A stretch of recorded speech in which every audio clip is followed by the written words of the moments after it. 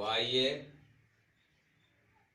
स्वागत है संस्कार एकेडमी के इस लेक्चर सीरीज में। आज हम वर्ग 10 के जीव विज्ञान बायोलॉजी के चैप्टर 2 श्वसन की शुरुआत कर रहे हैं। श्वसन एक आवश्यक जैव प्रक्रिया है। श्वसन एक आवश्यक जैव प्रक्रिया है, अर्थात यह एक ऐसी प्रक्रिया है जिसे हर जीव करता है। तो पाठ शुरू करने के पहले कॉपी कलम लेकर के बैठ जाना है और साथ साथ जो प्रश्न बनेंगे और उनके जो उत्तर होंगे ये तैयार करते जाना है, जिससे कि हमारा नोट भी बनते चले, तैयार होते चले। तो हम पहला प्रश्न लेते हैं, नोट करेंगे कि श्वसन क्या है। श्वसन क्या है? श्वसन एक ऐसी प्रक्रिया है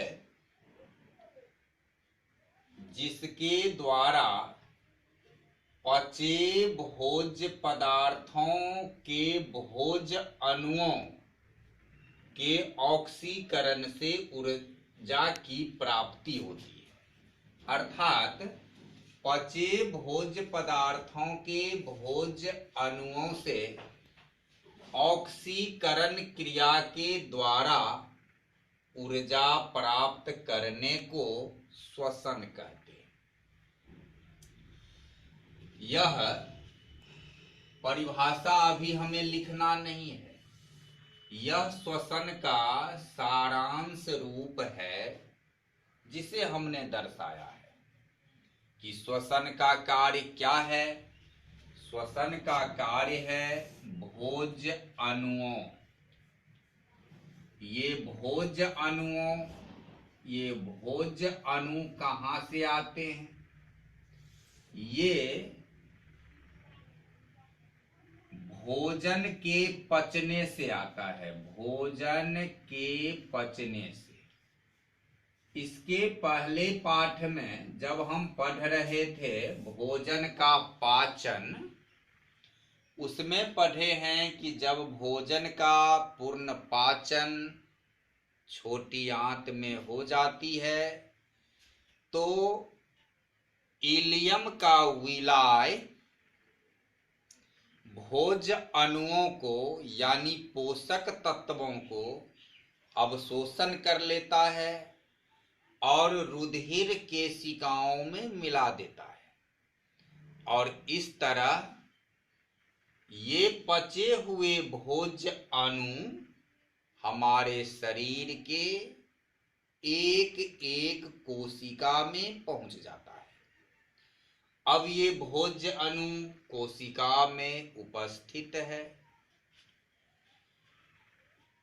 फिर श्वसन की क्रिया से ऑक्सीजन कोशिका तक जाती है। वह ऑक्सीजन भोज्य अणुओं का ऑक्सीकरण करता है। उस ऑक्सीकरण से ऊर्जा की प्राप्ति होती है। तो इस भोज्य अणुओं को ऑक्सीजन के द्वारा ऑक्सीकरण करने की प्रक्रिया से ऊर्जा प्राप्त करने को श्वसन कहते हैं। यही हमारे श्वसन की परिभाषा है। आगे हम देखें कि ये प्रक्रिया कितने चरणों में होता है। हम यहाँ लिखे हैं कि श्वसन के चरण हैं। सबसे पहला चरण है वातावरण से ऑक्सीजन को शरीर के अंदर लेना, वातावरण से ऑक्सीजन को शरीर के अंदर लेना। अब हम देखें यह अंदर लेने की क्रिया कहां से आती है। हम नासिका छिद्र से इस ऑक्सीजन को खींचते हैं वातावरण से ऑक्सीजन को नासिका छिद्र से खींचते हैं। यह नासिका छिद्र से खींची हुई जो हवा है, ऑक्सीजन है, यह हमारे श्वास नली में आता है।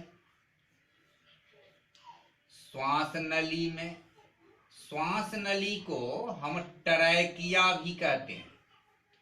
श्वास नली ट्रैकिया में आता है। यह श्वास नली का निचला सिरा हमारे फेफड़ा में खुलता है और ऊपरी सिरा कंठ द्वार से जुड़ा होता है।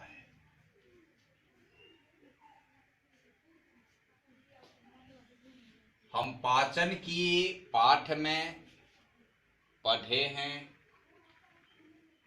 कि ग्रसनी के अंतिम छोर पर दो छिद्र होते हैं, एक निगल द्वार, एक कंठ द्वार। निगल द्वार से चबाया हुआ लार सना भोजन ग्रास नली में जाता है और कंठ द्वार से खींची गई हवा श्वास नली में जाती है। हमने यहाँ पढ़ा था कि एक पट्टी जैसी रचना भी होती है जिसे एपिग्लॉटिस कहते हैं। जब हवा कंठ द्वार से श्वास नली में जाने को होता है तो एपिग्लॉटिस निगल द्वार के मुंह को बंद कर देता है, जिससे कि ये हवा ग्रास नली में नहीं जाए।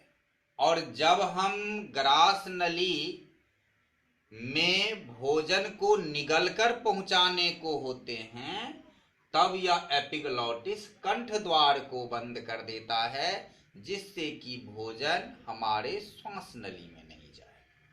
तो इस तरीका से पहला चरण वातावरण से O2 को शरीर के अंदर लेना, ये क्रियाएं होती है। नासिका छिद्र से हवा खींचते हैं जो श्वास नली में पहुंचता है कंठ द्वार होते हुए।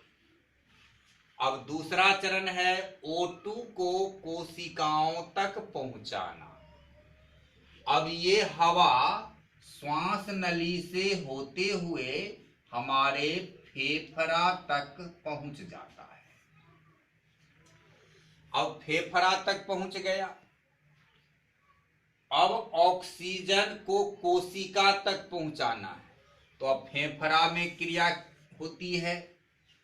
फेफड़ा में ऑक्सीजन आया श्वास नली से, श्वास नली होते हुए फेफड़ा में ऑक्सीजन आया और फेफड़ा में हृदय से रक्त आता है।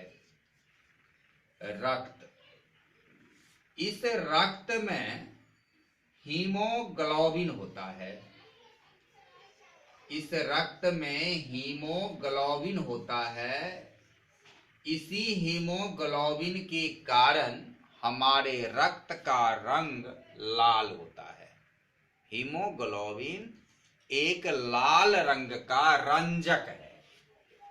यह लाल रंग का रंजक है। इसको हम कहेंगे कि यह लाल रंग का रंजक है।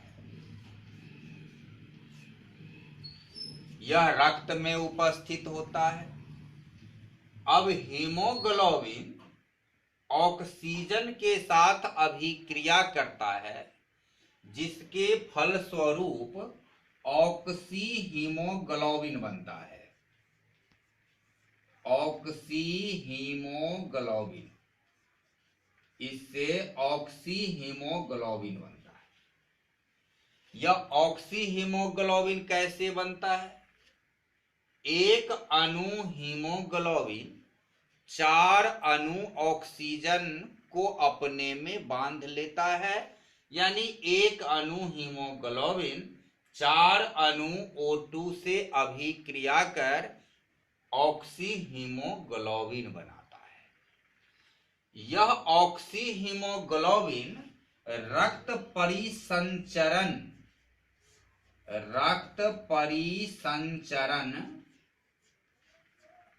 द्वारा शरीर की कोशिकाओं तक पहुंच जाता है।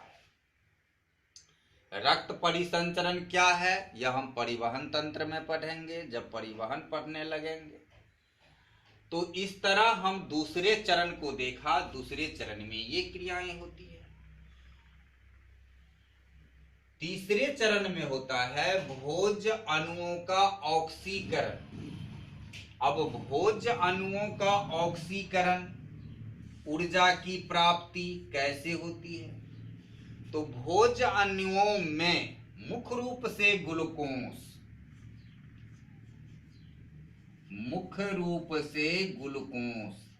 जिसका सूत्र है C6H12O6। मुख्य रूप से ग्लूकोज के साथ ऑक्सीजन की अभिक्रिया होती है। जब यह ऑक्सी हीमोग्लोबिन शरीर की कोशिका तक पहुंचता है तो वहां हीमोग्लोबिन ऑक्सीजन को मुक्त कर देता है, और वह ऑक्सीजन रक्त के कोशिका में मौजूद, शरीर के कोशिका में मौजूद ग्लूकोज से अभिक्रिया करता है, और ग्लूकोज से अभिक्रिया कर ऊर्जा मुक्त करती है।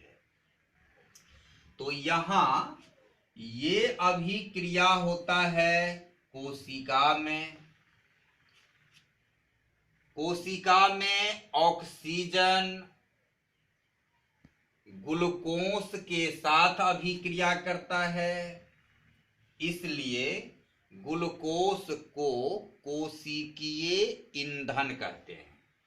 ग्लूकोज को कोशिकीय ईंधन। हमारा ये प्रश्न आ सकता है कि कोशिकीय ईंधन किसे कहते हैं? तो ग्लूकोज ही कोशिकीय ईंधन कहलाता है। अब ये अभिक्रिया किस तरह होती है? तो ये ग्लूकोज ऑक्सीजन के साथ अभिक्रिया करता है, और ये ऑक्सीजन के साथ अभिक्रिया करके इसका उत्पाद CO2 बनता है, H2O बनता है, और ऊर्जा मुक्त होती है। अब यह ऊर्जा किस रूप में मुक्त होती है? तो ऊर्जा मुक्त होती है, इसे हम कहते हैं ATP ऊर्जा। ये ATP ऊर्जा, इसका फुल फॉर्म यदि हम जानना चाहें तो ये है एडिनोसिन। ऐसे हुआ एडिनोसिन ट्राइफॉस्फेट।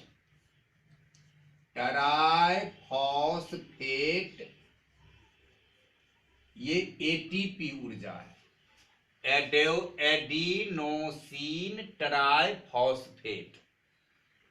तो ये ऊर्जा ATP के रूप में संचित होता है। कैसे? ये जो ग्लूकोज है, ग्लूकोज के बंधन टूटते हैं, और बंधन टूट करके वह रासायनिक ऊर्जा के रूप में संग्रहित हो जाता है, और इसी को हम ATP ऊर्जा कहते हैं। अब यहाँ प्रश्न आया कि कोशिकीय ईंधन का ऑक्सीकरण होने पर ऊर्जा किस रूप में प्राप्त होती है? तो हम कहेंगे ATP ऊर्जा की प्राप्ति होती है।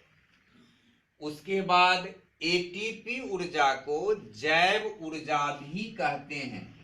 इसका एक नाम है जैव ऊर्जा, क्योंकि इस ऊर्जा का निर्माण जीवधारियों में ही होता है और श्वसन के क्रिया में ही होता है, इसलिए इसका एक नाम है जैव ऊर्जा। इसी ऊर्जा का उपयोग सभी जीवधारी अपने शरीर में होने वाली विभिन्न क्रियाओं में करता है, और इसलिए एटीपी को हम कहते हैं रासायनिक ऊर्जा का सार्वजनिक वाहक। तो यहाँ एक पॉइंट हम नोट करेंगे, रासायनिक ऊर्जा का सार्वजनिक वाहक। रासायनिक ऊर्जा का सार्वजनिक वाहक, रासायनिक ऊर्जा का सार्वजनिक वाहक। तो इस तरीका से यहां हमें कुछ प्रश्न और उसके उत्तर मिले। पहली बात, हमारे रक्त का रंग लाल होता है, किस कारण? उत्तर होगा हीमोग्लोबिन। दूसरी बात, हीमोग्लोबिन ऑक्सीजन से अभिक्रिया कर क्या बनाता है? उत्तर होगा ऑक्सी हीमोग्लोबिन। तीसरी बात, एक अणु हीमोग्लोबिन कितने अणु ऑक्सीजन से अभिक्रिया करेगा? 4 अणु।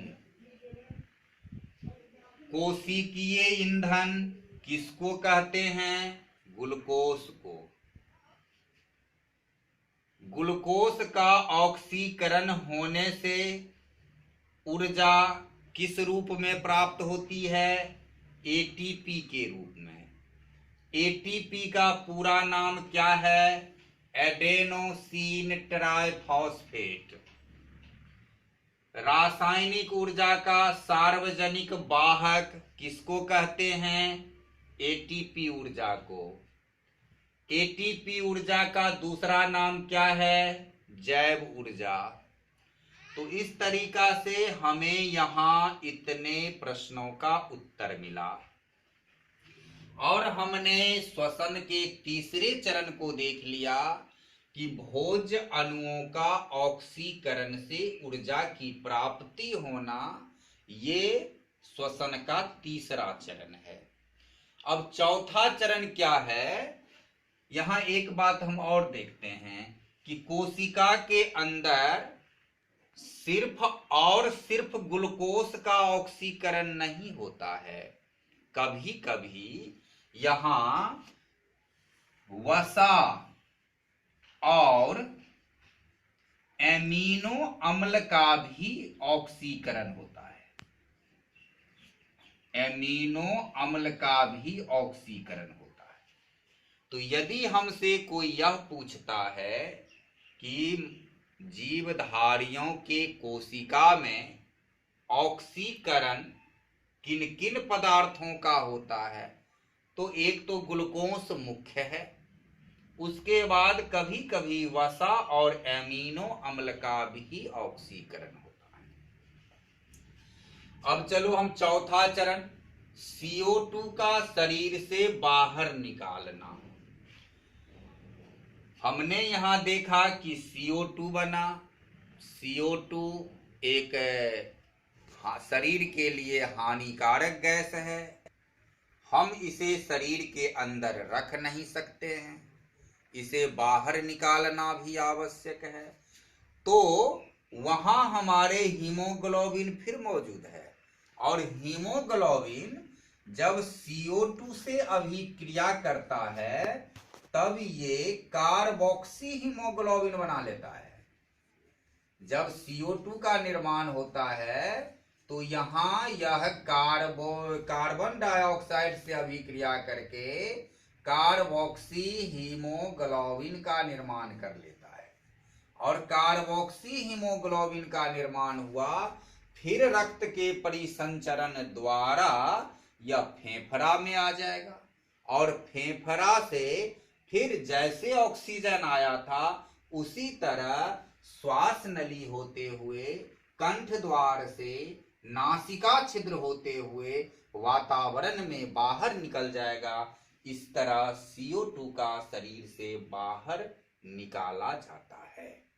इस तरह हम कह सकते हैं कि श्वसन 4 क्रियाओं का सम्मिलित रूप है। श्वसन 4 क्रियाओं का सम्मिलित रूप है, यानी हम यहाँ कहेंगे कि उन सभी क्रियाओं का सम्मिलित रूप, इसको मेरे साथ लिखते चलो। श्वसन क्या है उसके उत्तर में, उन सभी क्रियाओं का सम्मिलित रूप, उन सभी क्रियाओं का सम्मिलित रूप जिसमें वातावरण से O2 को शरीर के अंदर लिया जाता है, शरीर के अंदर लिया जाता है,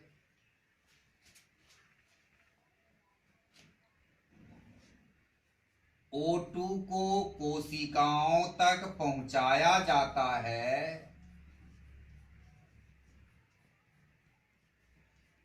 कोशिकाओं तक पहुंचाया जाता है,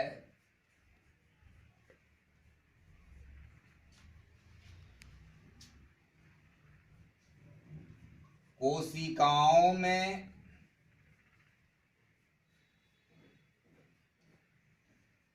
भोज्य अणुओं का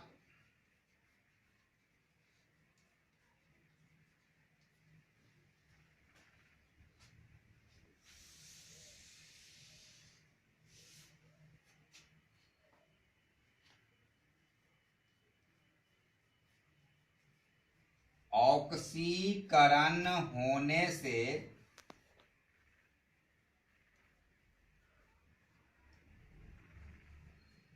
ऊर्जा मुक्त होती है,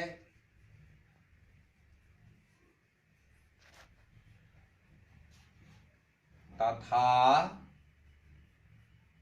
निर्मित कार्बन डाइऑक्साइड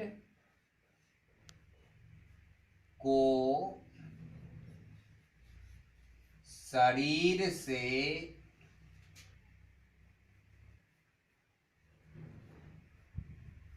बाहर निकाला जाता है,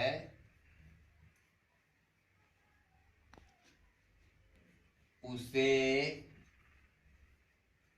श्वसन कहते हैं। तो हमने श्वसन की परिभाषा दिया, प्रश्न उठाए थे श्वसन क्या है, तो हम उसके उत्तर में लिखेंगे उन सभी क्रियाओं का सम्मिलित रूप जिसमें वातावरण से CO2 को शरीर के अंदर लिया जाता है, O2 को कोशिकाओं तक पहुंचाया जाता है, कोशिकाओं में भोज्य अणुओं का ऑक्सीकरण होने से ऊर्जा मुक्त होती है, तथा निर्मित CO2 को शरीर से बाहर निकाला जाता है, उसे श्वसन कहते हैं। तो इस तरीका से हमने इस श्वसन की परिभाषा को देखा, और इस श्वसन होने की जो क्रियाएं हैं उसमें हमें बहुत सारे प्रश्नों का उत्तर भी मिला, प्रश्न भी आया, और इसके नीचे में हम इस श्वसन की अभिक्रिया का एक समीकरण दे देंगे, और समीकरण है कि अंदर खींचना ऑक्सीजन को, ऑक्सीजन पहुंचाना, यहां तक कोई अभिक्रिया नहीं हुई।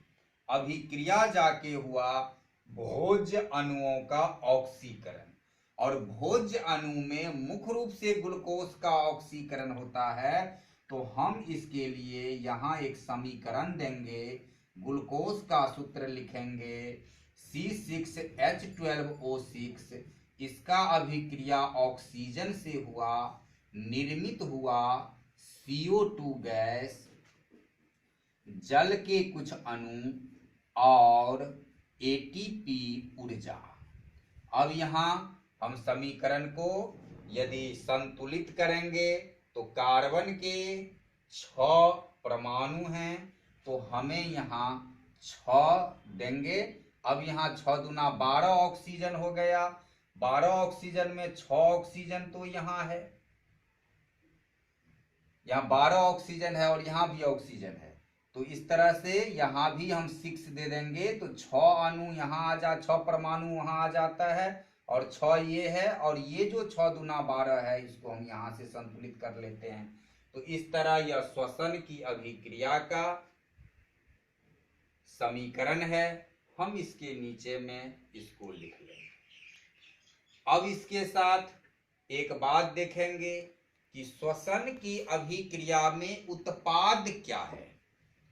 श्वसन की अभिक्रिया में मुख्य उत्पाद तो हमारा ATP ऊर्जा है, और CO2 और H2O सह उत्पाद है।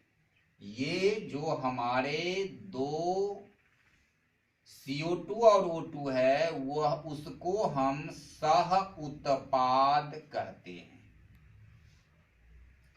श्वसन की अभिक्रिया का यह सह उत्पाद है CO2 और H2O। तो इस तरह से हमने श्वसन के बारे में समझा, और इन्हीं बातों को जो अभिक्रिया होता है उसे हमने पहले उठाया था कि पचे भोज्य पदार्थों के भोज्य अणुओं के ऑक्सीकरण से ऊर्जा की प्राप्ति को श्वसन कहते हैं। यही क्रिया इसमें भी होता है। अंतर है कि इसमें समस्त प्रक्रियाओं को हमने लिखा और उसमें सिर्फ क्रिया लिखी हुई है। तो अब इसमें जितने तुम्हारे 1 नंबर के बनने वाले प्रश्न हैं उसको फिर से एक बार हम फटाफट रिवाइज कर लें। पहली बात, हीमोग्लोबिन का रंग कैसा है या हीमोग्लोबिन क्या है, तो ये लाल रंग का रंजक है।